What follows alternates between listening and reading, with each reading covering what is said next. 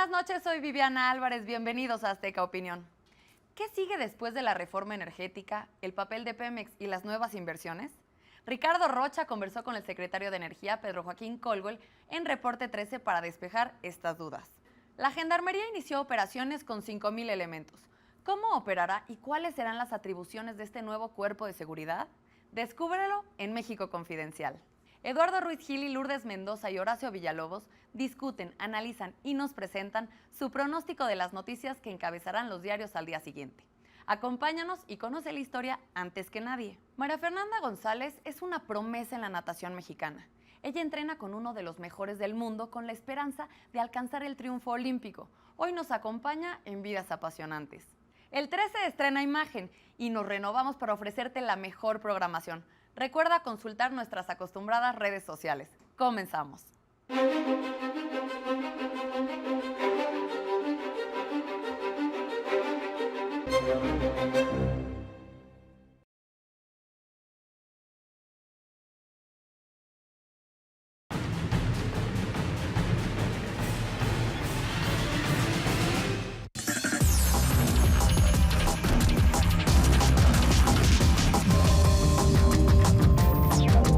Pedro Joaquín Colgol, secretario de Energía, antes que nada, muchas gracias por esta conversación. Ricardo, muy agradecido por esta oportunidad de dialogar contigo y con tu auditorio. Secretario, una vez que se ha aprobado ya el total de la reforma energética, ¿qué significado tiene realmente para el país? Para empezar, que Petróleos Mexicanos y la Comisión Federal de Electricidad dejen de ser empresas paraestatales y se conviertan en esta nueva definición de empresas productivas para el Estado mexicano. Es un salto histórico, porque cambian su naturaleza jurídica, dejan de ser organismos públicos descentralizados que estaban sobreregulados por el gobierno para convertirse en empresas productivas del Estado con autonomía operativa de gestión, autonomía presupuestal. Otra cosa que quisiera yo destacar de este cambio es que ahora podrán asociarse. Pemex particularmente era prácticamente la única petrolera del mundo que no podía asociarse con nadie, tenía prohibido, cuando es una práctica habitual en el mundo del petróleo. Creo que ya más quedaban las empresas Corea y nosotros, ¿no? Se asocian para compartir riesgos, para recibir capital, para ganar tecnología. Ahora lo podrá hacer. Y un cambio también de grandes dimensiones es que van a tener un nuevo régimen fiscal. Eso le va a permitir a Pemex en un plazo de 5 años aproximadamente llegar a disponer 90,000 millones de pesos anuales en adición a los recursos que tenga, simplemente por este ajuste fiscal. Y lo mismo CFE pagaba un aprovechamiento sobre sus activos que le estaba generando rendimientos negativos. Ahora va a pagar, como cualquier empresa, únicamente su impuesto sobre la renta. Secretario, a ver, abundando en Pemex y la CFE, la pregunta que nos hacemos muchos es, el subsuelo, nuestro petróleo, nuestras presas, la energía que generamos en todos estos ámbitos de estas dos grandes empresas, ¿seguirá siendo patrimonio de los mexicanos? Sí, así es. La reforma del presidente Peña Nieto reafirma el principio constitucional de que los recursos del subsuelo, los hidrocarburos, son propiedad de la nación. Lo que establece es un nuevo régimen contractual que nos permita asociarnos también con particulares para captar capital, tecnología y compartir los riesgos de la explotación de los hidrocarburos. Nos da mucho más flexibilidad y esto va a incrementar de manera importante la renta petrolera y va a frenar la declinación en la producción de crudo, que ha sido una constante en los últimos años. Ahora, las dos empresas están asociadas a una palabra fundamental, energía. Pero ahora nos sorprendemos todos de que apenas ayer la Comisión Federal de Electricidad anunció la licitación de 16 tareas, 16 contratos, uno de ellos para gasoductos. Y uno dice, leí bien, la Comisión Federal de Gasoductos, y leí bien, Pemex generando electricidad. ¿Están de acuerdo? ¿Están coordinadas bajo su mando como Secretaría de Energía las acciones? ¿Y qué va a pasar en el futuro? ¿No va a haber confusiones? ¿No se van a empalmar? Entendemos que por la naturaleza de sus operaciones ahora Pemex pueda generar energía eléctrica y la Comisión gas y la necesidad de trasladarlo, pero ¿van a estar debidamente organizadas? Así es. Uno de los signos más relevantes de la reforma energética del gobierno del presidente Peña es la competencia. Se trata de poner a competir empresas públicas entre sí y empresas públicas con empresas privadas, en beneficio de ¿quién? De los consumidores. Pemex tiene, por sus procesos industriales, capacidad de generación de calor y en consecuencia puede generar electricidad a costos bajísimos. Por otra parte, la Comisión Federal de Electricidad, para reducir sus tarifas y ser más competitiva, necesita cambiar sus plantas que actualmente usan diésel y combustóleo, que son 4 y 6 veces más caros que el gas, por plantas de ciclo combinado de gas. Entonces, por eso requiere gasoductos y también comprar su propio gas a los mejores precios, y sus excedentes abrirá una filial que será una comercializadora y también los venderá y competirá con Pemex y con privados en la comercialización del gas. Hace dos respuestas mencionó la frase "en beneficio de todos los mexicanos", cuando también es algo que nos preguntamos todos, vamos a tener tarifas más bajas en la luz, dejar de tener los gasolinazos y el incremento en el precio de este producto y otros servicios originados en ambas entidades. Bueno, las reformas requieren tiempo para implementarse y para que vayan dando su fruto, particularmente una reforma del calado y de la complejidad de la energética. ¿Qué esperamos en materia de luz? En materia de luz, como te dije, el 80% del costo de las tarifas es el combustible que usan las plantas. Si logramos migrar a gas, la mayor parte de nuestras plantas, estaremos en condiciones de bajar los precios de la luz. Por eso son los gasoductos que está construyendo la CFE. Estimamos que podremos iniciar el proceso de ajuste gradual de tarifas para ser más competitivas para los negocios que hay en México y más asequibles para las familias. Dentro de 2 años aproximadamente empezaría este cambio. La gente empezaría a ver este tipo de beneficios. En el caso de los gasolinazos, lleva una dinámica distinta. La mayor parte de estos ajustes mensuales del precio de la gasolina han sido incluso por arriba de la inflación. El año entrante vamos a pasar de un esquema de precio único a uno de precio máximo, de precio tope. A propósito de etapas, todos hemos oído hablar ahora de la ronda cero. ¿En qué consiste básicamente y cuál el beneficio en una visión amplia de mercado nacional e internacional el que se hayan asignado ciertos territorios y ciertas etapas de esta compleja exploración y extracción a petróleos mexicanos, y qué se deja a las compañías extranjeras? Se habla de que ya hay 80 que quieren participar en el sector. Sí, Ricardo, la ronda cero, explicada en los términos más sencillos posibles, es el acto mediante el cual el Estado le asigna a Pemex de manera directa y preferente los campos en producción y las áreas en exploración que Pemex acreditó que tiene las capacidades técnicas, financieras y operativas para explotarlos de manera eficiente y competitiva. Mediante la ronda cero delimitamos estos campos.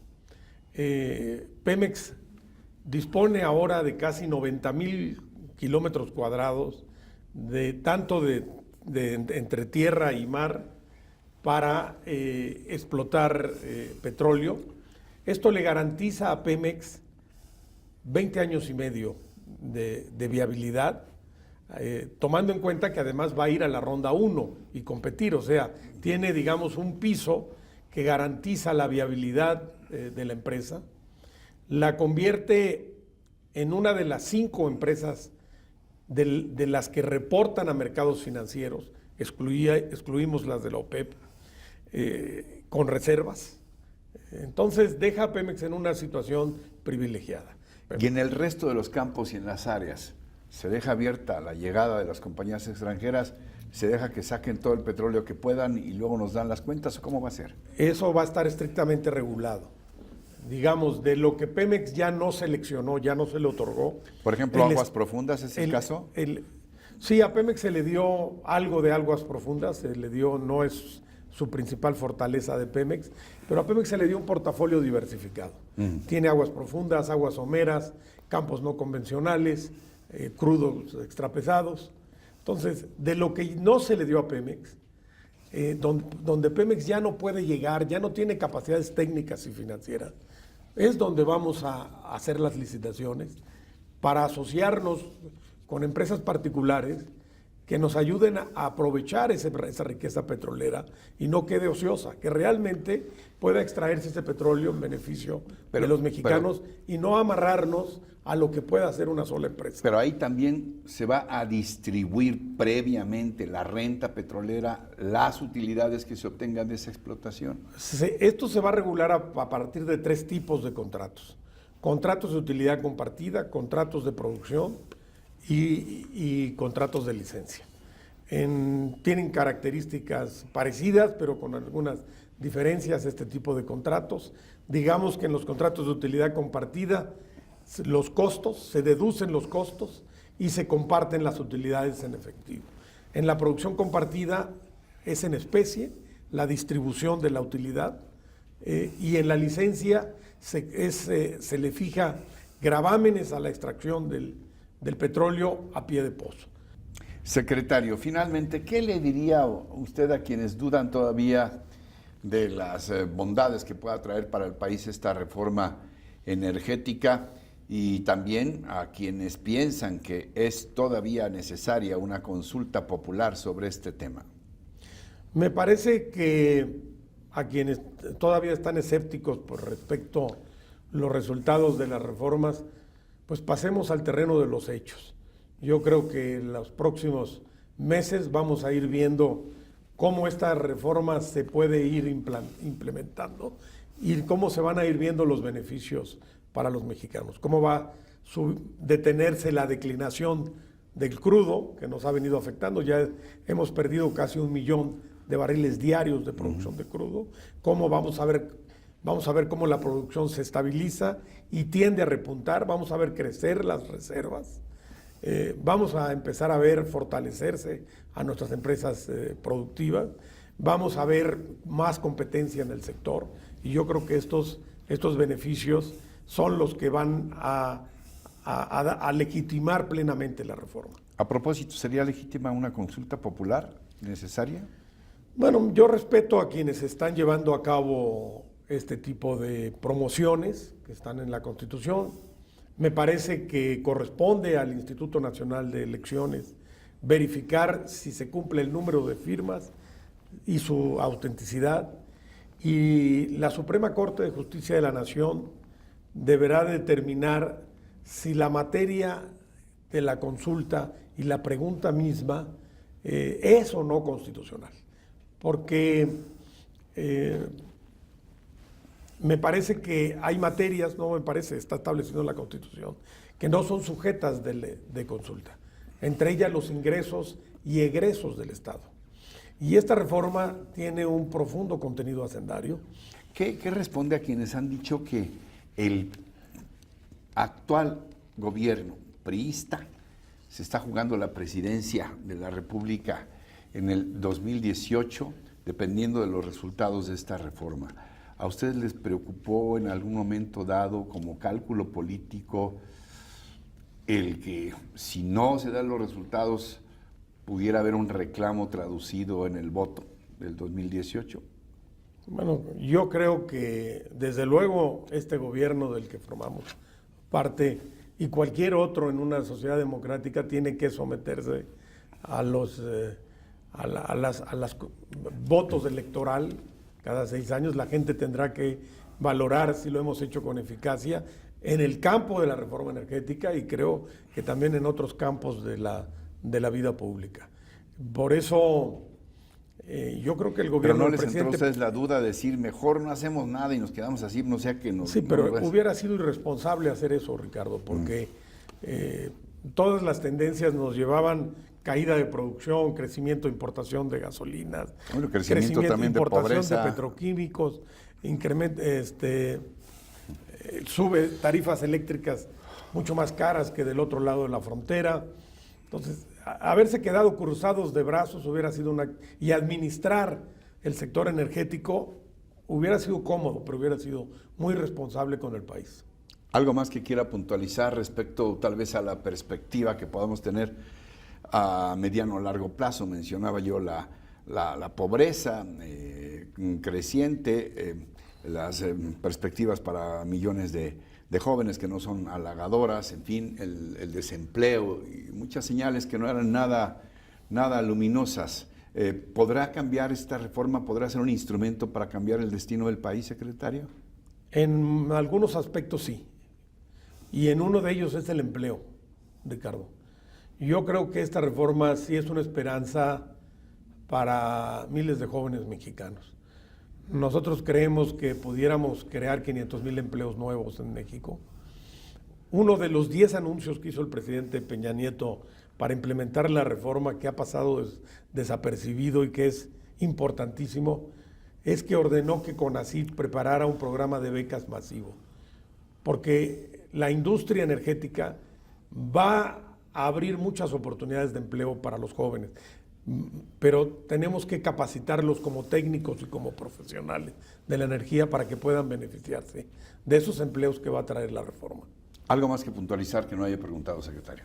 Pues nada más decir, bueno, el gobierno del presidente Peña a poco menos de 2 años creo que tiene ya un legado muy importante, que es haber conseguido reformas transformadoras, pero pues ahora vienen 4 años por delante, que el desafío es implementarlas con honestidad, con transparencia y con eficacia. Secretario, gracias por esta conversación. Hasta muy pronto. Gracias.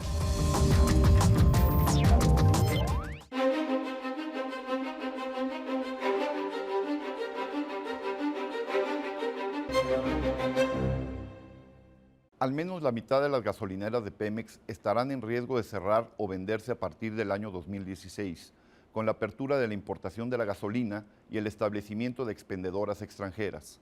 Antes de la reforma energética, la comercialización de combustibles bajó por la sobreoferta de gasolineras, ya que Pemex otorga 1,000 franquicias nuevas al año y aún cuando estaba prohibido otorgar franquicias a las transnacionales, muchas de las gasolineras las han comprado extranjeros, con prestanombres, según denuncia la Asociación de Gasolineros del Estado de Puebla. Con la reforma, los actuales concesionarios tendrán que competir con las petroleras extranjeras para ofrecer gasolina más barata, lo cual será muy complicado, y más aún cuando hoy nos venden litros que no son litros. Ya veremos en el futuro cómo los grandes anuncios de las gasolineras de Pemex serán bajados para subirlos de Shell, Mobil, Citgo o Texaco. Será triste, pero nos dicen y reiteran que la gasolina será más barata. ¿Usted cree?